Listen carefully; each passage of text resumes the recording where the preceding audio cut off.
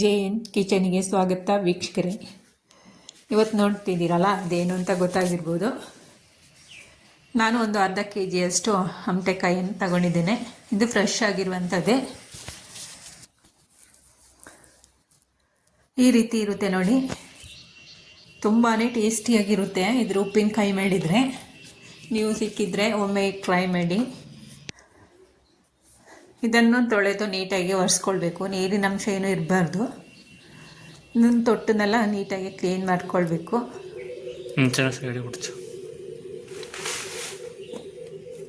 ನಾ ಎಲ್ಲವನ್ನು ಸಹ ಇದೇ ರೀತಿ ಕ್ಲೀನ್ ಮಾಡ್ಕೊಳ್ತಾ ಇದ್ದೇನೆ. ಹೊಸದಾಗಿ ವಿಡಿಯೋ ನೋಡುವವರು ಸಬ್ಸ್ಕ್ರೈಬ್ ಮಾಡಿಕೊಂಡು ವಿಡಿಯೋ ವಾಚ್ ಮಾಡಿ, ನಿಮ್ಮ ಫ್ರೆಂಡ್ಸ್ ಫ್ಯಾಮಿಲಿಗೆ ಶೇರ್ ಮಾಡಿ. ವಿಡಿಯೋ ಇಷ್ಟ ಆದರೆ ಲೈಕ್ ಮಾಡಿ, ನಿಮ್ಮ ಅಭಿಪ್ರಾಯವನ್ನು ಕಮೆಂಟ್ ಮುಖಾಂತರ ತಿಳಿಸಿ. ನಾನು ಕ್ಲೀನಾಗಿದೆ ನೋಡಿ, ಇದೆಲ್ಲವನ್ನು ಕ್ಲೀನ್ ಮಾಡ್ಕೊಂಡಿದ್ದೀನಿ. ಚೆನ್ನಾಗಿರೋದು ತಗೊಳ್ಬೇಕು, ಕೊಳೆತಿರೋದು ಗಾಯಾಗಿರೋದಕ್ಕೆಲ್ಲ ತಗೊಳ್ಬಾರ್ದು.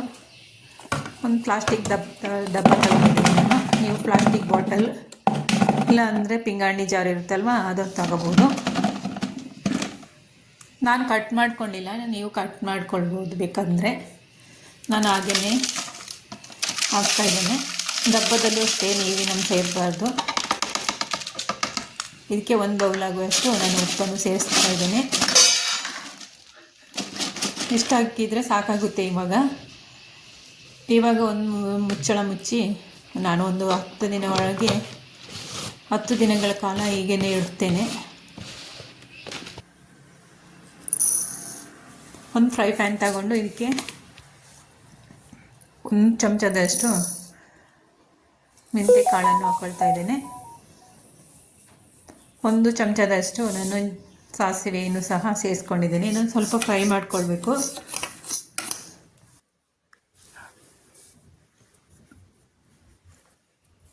ಹಮಟೆಕಾಯಿ ಪಿಕಲ್ ತುಂಬಾ ಸೂಪರಾಗಿ ಬರುತ್ತೆ. ಇವಾಗ ಒಂದು ಜಾರ್ ತಗೊಂಡು ಪೌಡರ್ ಮಾಡ್ಕೊಳ್ತಾ ಇದ್ದೇನೆ. ನೀವು ಇದೇ ರೀತಿ ಒಂದ್ಸಲ ಟ್ರೈ ಮಾಡಿ ನೋಡಿ. ಈ ರೀತಿಯಾಗಿದ್ದೆ ನೋಡಿ ಉಪ್ಪಿಗೆ ಹಾಕಿಟ್ಟಿರುವ ಹಮಟೆಕಾಯಿ. ನಂತರ ಒಂದು ಪಾತ್ರೆ ತಗೊಂಡು ನೀರಿನ ಅಂಶ ಇರಬಾರ್ದು ಯಾವುದರಲ್ಲೂ ಸಹ ಹಾಕ್ಕೊಳ್ತಾ ಇದ್ದೇನೆ. ನೀರಿನ ಅಂಶ ಇದ್ದರೆ ಬೇಗನೆ ನಮ್ಮ ಉಪ್ಪಿನಕಾಯಿ ಕೆಟ್ಟೋಗುತ್ತೆ. ಉಪ್ಪೆಲ್ಲ ಇಟ್ಕೊಂಡು ಈ ರೀತಿಯಾಗಿದೆ ನೋಡಿ.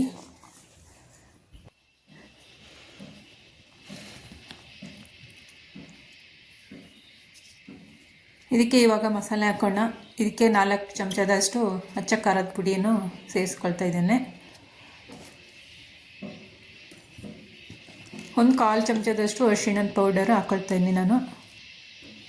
ಇಷ್ಟು ಹಾಕಿದರೆ ಸಾಕಾಗುತ್ತೆ, ತುಂಬ ಏನು ಬೇಕಾಗಿಲ್ಲ ಅರಿಶಿಣದ ಪೌಡರ್. ಇವಾಗ ಪೌಡರ್ ಮಾಡಿರುವಂಥದ್ದನ್ನು ಸೇರಿಸ್ಕೊಳ್ತಾ ಇದ್ದೇನೆ.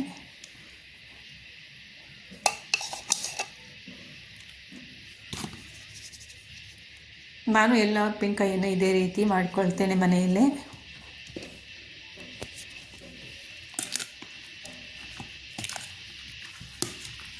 ಇದು ನಾನು ಬೇರೆ ನೀರು ಸೇರಿಸಿಲ್ಲ, ಉಪ್ಪಿನ ನೀರೇ. ಅಲ್ಲಿ ಹಾಕಿಟ್ಟಿದ್ನಲ್ಲ ಅದೇ ನೀರು. ಬೇಕಂದರೆ ನೀವು ಹೆಚ್ಚು ಕಮ್ಮಿ ಮಾಡ್ಕೋಬೋದು. ಉಪ್ಪು ನೀರನ್ನು ಸೇರಿಸ್ಕೊಳ್ಬೋದು, ಇಲ್ಲಾಂದರೆ ಸ್ವಲ್ಪ ಸೈಡಿಗೆ ಎತ್ತಿ ಇಡ್ಬೋದು. ಡ್ರೈ ಬೇಕಾದರೆ ಮಾಡ್ಕೊಳ್ಬೋದು.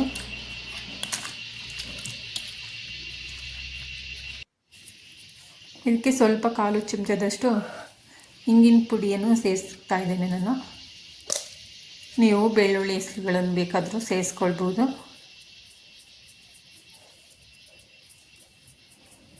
ಹಿಂಗೆ ಸೇರಿಸಿದ್ರೆ ಗ್ಯಾಸ್ಟ್ರಿಕ್ ಏನೂ ಆಗಲ್ಲ.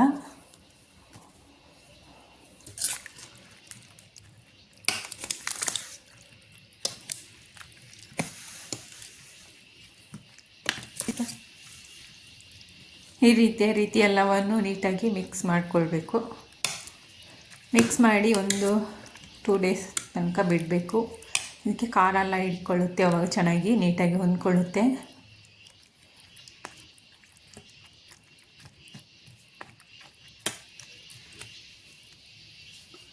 ಇವಾಗ ನಾನು ಒಂದು ಅರ್ಧ ಕಪ್ಪಷ್ಟು ಕುಕ್ಕಿಂಗ್ ಆಯಿಲು ಬಿಸಿ ಮಾಡಿ ಆರಿದ ನಂತರ ಸೇರಿಸ್ಕೊಳ್ತಾ ಇದ್ದೇನೆ ಒಂದು ಚಿಕ್ಕ ಕಪ್ಪಲ್ಲಿ.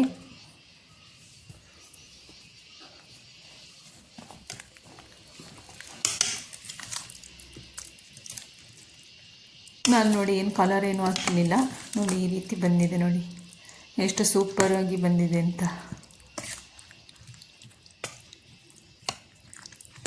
ಇದು ಹೋಮ್ ಮೇಡ್ ಉಪ್ಪಿನಕಾಯಿ. ಫೈನಲಿ ನಮ್ಮ ಉಪ್ಪಿನಕಾಯಿ ರೆಡಿ ಆಯಿತು. Thank you for watching. ಎಲ್ಲರಿಗೂ ಬಾಯ್.